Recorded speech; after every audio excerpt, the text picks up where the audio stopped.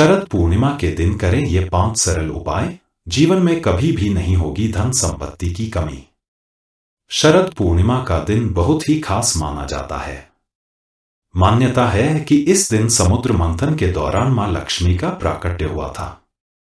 इस दिन मां लक्ष्मी के जन्मोत्सव के रूप में भी मनाया जाता है। ऐसा कहा जाता है कि शरद पूर्णिमा के दिन मां लक्ष्मी धरती पर भ्रमण करती हैं।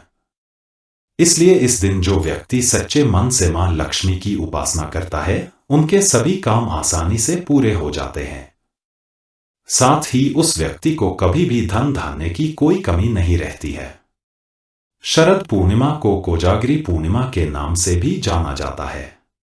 इस बार शरद पूर्णिमा 16 अक्टूबर बुधवार के दिन है। इस दिन यदि सुबह के समय आप कुछ आसान उपाय कर लेते हैं तो आपके जीवन में कभी भी धन धान्य की कोई कमी नहीं रहेगी। आइए जानते हैं शरद पूर्णिमा के दिन कौन से 5 उपाय करें। शरद पूर्णिमा के दिन करें ये 5 सरल उपाय। शरद पूर्णिमा के दिन सुबह जल्दी उठकर स्नान आदि के बाद मां लक्ष्मी की मूर्ति के सामने घी का दीपक जलाएं और इसके बाद मां लक्ष्मी के मंत्रों का जप करें। ऐसा करने से घर में धन धान्य की कोई कमी नहीं होगी, साथ ही आपकी आर्थिक स्थिति भी मजबूत होगी। शरद पूर्णिमा के दिन किसी गरीब व्यक्ति को अन्न दान करना चाहिए। आप किसी भी प्रकार के अन्न का दान कर सकते हैं, जैसे चावल, गेहूं आदि। यदि आप चावल का दान करते हैं तो यह काफी उत्तम रहेगा। इसके अलावा कपड़ों का दान भी आप कर सकते हैं। जरूरतमंद लोगों को कपड़े का दान करने से व्यक्ति को पुण्य मिलता है।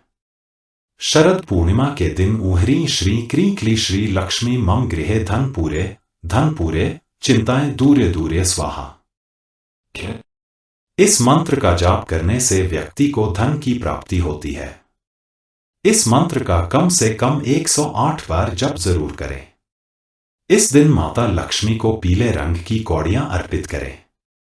कौड़ी अर्पित करने से पहले मां लक्ष्मी के सामने घी का दीपक जलाकर उनकी पूरे विधि विधान से पूजा अर्चना करने के बाद ही कौड़ी अर्पित करें। इसके बाद अगले दिन सुबह इन कौड़ियों को उठाकर अपने घर की तिजोरी में किसी लाल रंग के वस्त्र में बांधकर रख दें। इस उपाय को करने से आपकी तिजोरी कभी खाली नहीं होगी।